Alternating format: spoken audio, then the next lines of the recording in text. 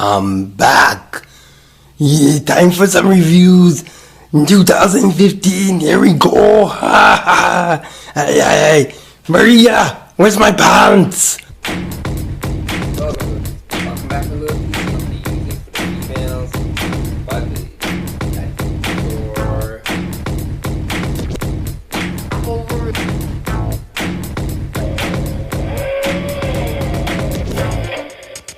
it's perfect.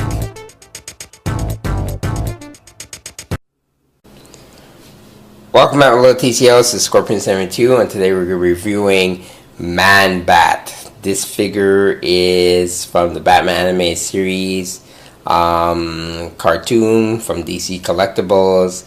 It's figure number 7. And first of all, that in case I sound all jumbled, I just gotta say, wow! I wasn't expecting him to come in this type of packaging, and it looks like a deluxe packaging. Believe it or not, he is the same price point as all the other single figures. But the way they did him and the way they're really showcasing him is very, very expressive. So he comes in this window box, literally packaging, where you could see his extended arms showing his bat wings, and the back he has his more closed arms with his wings, as well as other little extras he comes with. On the back we see the silhouette of Batman just in reverse colors, and basically it's just I'm just astonished of how they did him and what we got here for the same price point, and he really looks like he's well worth the money. But is he or is he not? Let's find out. Alright, so we're going to take a look at the figure inside and see what he's all about. Welcome back to the TCLs. Alright, we'll take a look at Batman, the animated series, Man Bat from DC Collectibles. So we have Man Bat here based on the famous and first episode that came on prime time on Leather Wings, which just drew in a big audience. I always found it surprising that Man Bat only appeared like I think twice in the cartoon series. I don't understand. Well, the first series explains why he may not have changed back into Man Bat, but they should have brought him back because it really was a cool episode, and I find him to be a cool character. So he comes out of the box like this, and what I found really, really cool is that DC Collectibles actually gave you that option of having changeable arms rather than have articulation in the arms and maybe lose some of the sculpting or detail in this bat. As you can see, it's really well detailed. It looks like it jumped off the pages of it jumped off the cartoon.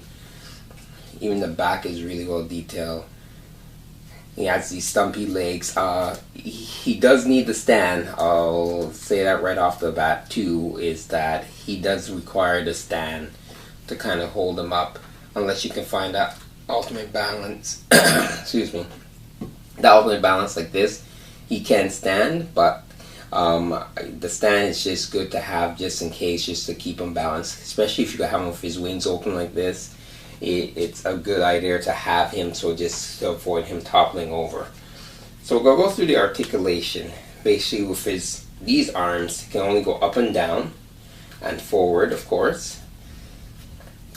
I find him a little bit loose. I'll get to that in a moment. His head goes from left to right. Not really up and down. Like, it goes down, but not as up as it should, which is, it's weird, and he should have had his head go up a little bit more, since he is a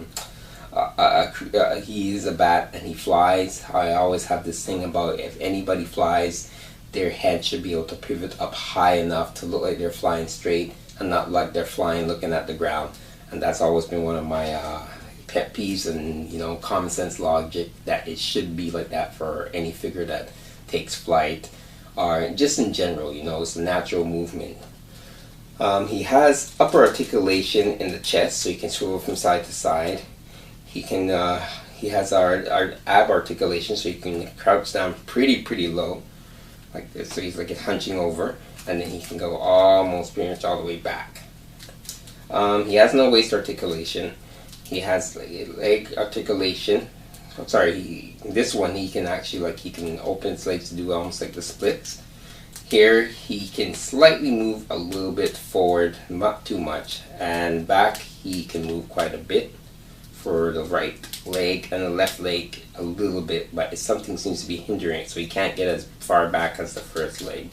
He does have knee articulation, which is not, it doesn't go too far back, it doesn't go too far out, so it's very limited, his knee articulation. He does have swivel right there just below the pants, so I guess it's considered the kind of like ankle swivel. And that's it. There's no articulation in the actual ankle or any kind of like ankle pivot type thing. So it's basically like, I guess, the upper ankle articulations, the only articulation he has below here, which I don't really mind, but it would have been nice if his legs could extend a little bit more. But you know, to get the actual shape of the way he used to walk around and stuff in the cartoon, this is the design he went with. Or I should say DC Collectibles went with. Now, the arms. The accessories it comes with. Take out the arms like this. It's very easy. It's just a little too easy. I wish there was more of a little bit grip on the pegs, because his arms really are easy to come out. So he comes to these two extra arms here, which are his non-flight mode arms. That's what I'll call them. And you just plug them in like that. So here you have Man-Bat with his hands down. He can even open them up. So it's almost like you can put him in a flight mode with this too. It's just that his wings aren't spread out. So it's either like he's just surprising Batman or something like that. Or you can use it for if you say you want to have him like hanging upside down.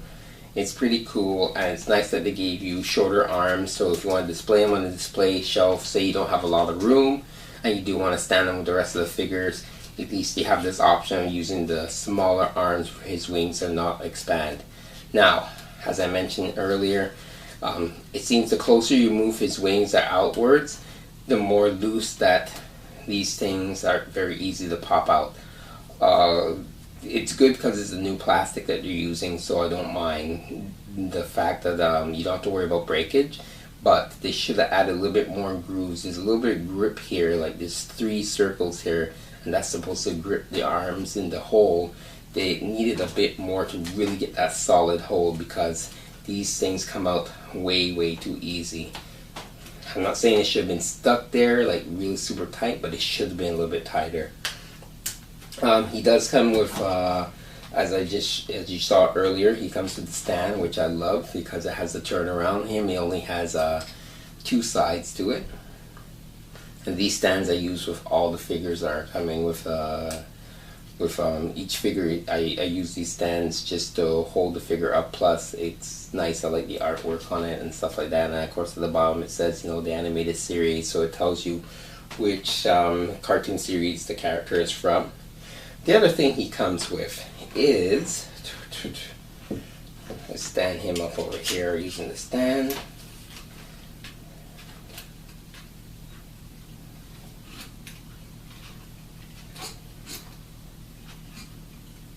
The other thing comes with is his pharmaceutical prescriptions. We'll call them drugs. They're prescriptions because, you know, Florida mom might be watching. So he has these little prescriptions, 3 bottles. It doesn't really say anything. It would have been cool to have like little lines to show a little writing, but you know, it's not really necessary. He can't really hold them in his hand whatsoever. Even it just will fall out. So it's just more like for accuracy purposes for a TV show when he actually had these prescription things to take them when he's mixing the drugs to become Man-Bat. As you can see, even with the stand, he's kind of slippery. So I'm just trying to get him to pose right there. The other thing he comes with is old-fashioned cassette player. That's right, kids. It's not an iPhone. It's not an iPad. These is what we used to listen to. It's like a little mini Walkman, just without the headphones. It has the little lines at the top to mimic like how a cassette player would be, and it shows you the tape. I think this is really cool because this is the thing that when being recorded when Batman first encounters a Man-Bat there, gets knocked underneath the desk, and he finds it. Actually, no, it's when the guard was going down and recording in the office when the Man-Bat first made an appearance and Batman was going after him, and he found this evidence and he heard what Man-Bat sounded like. So he brought it to Dr. Landstrom. That's who this guy is, by the way. Dr. Landstrom is the one who turns into Man-Bat. Yeah, so that's what this cassette tape represents. There's a cassette player, which is very cool. It's a good nod, a great nod to the first episode. So, I do have another Man-Bat, of course, from DC Universe Classics. I'm going to take a look at a little comparison of the two Man-Bats there. Alright, so here you have the two Man-Bats. The Man-Bat here on my right is from DC Classics, DC Universe Classics from Mattel. And the one here, of course, is DC Collectibles. You can see very big difference because this is more based off of how he looks in the comic book and how he would be drawn, and of course this one is more based like a cartoon based, so it makes sense that the detail is this one is not as detailed as the one from Mattel, but it's still a really great figure. They're roughly about the same kind of height, just that it's because of his legs are always in a bending position. If they have done it like how the Mattel did theirs, where you can actually change that up to make it look like he's like he has bat-like legs like this, that would have been cool, but it is limited. But hey, I'm not gonna fault them for that. It's still a really cool and great figure. And here we have the two of them. Here you have the two Man-Bats posing, striking a pose with their open arms, showing off their wings. Pretty cool.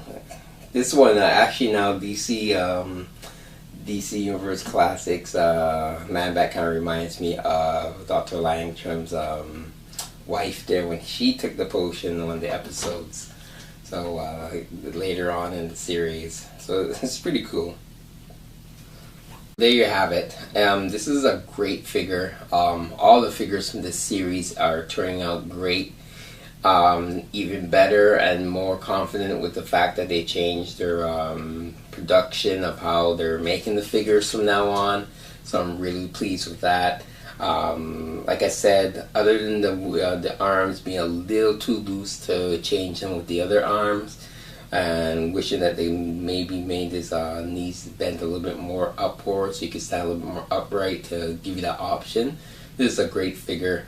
They're both great figures in my opinion, but yeah, this series is really kicking off and gearing to be something really big. I can't wait to see what they have to show in the future. He should still be available in specialty shops and online retailers. Alright, so like, comment, subscribe. If this is something that you guys are into, you grew up like watching the cartoon series like I did, I do recommend once again pick up on this series. It's going to be big. It already is big. It's just going to keep growing. So don't wait too long. Now's the time to jump in, especially with that amazing Batmobile coming out in just a few short months. I can't wait for it. Alright, so until next time, this is Scorpion72 signing off, I guess. It's not like I'm on the radio or anything like that, but hey, you never know, one day. Yep, until next time, keep playing. Take care. Later.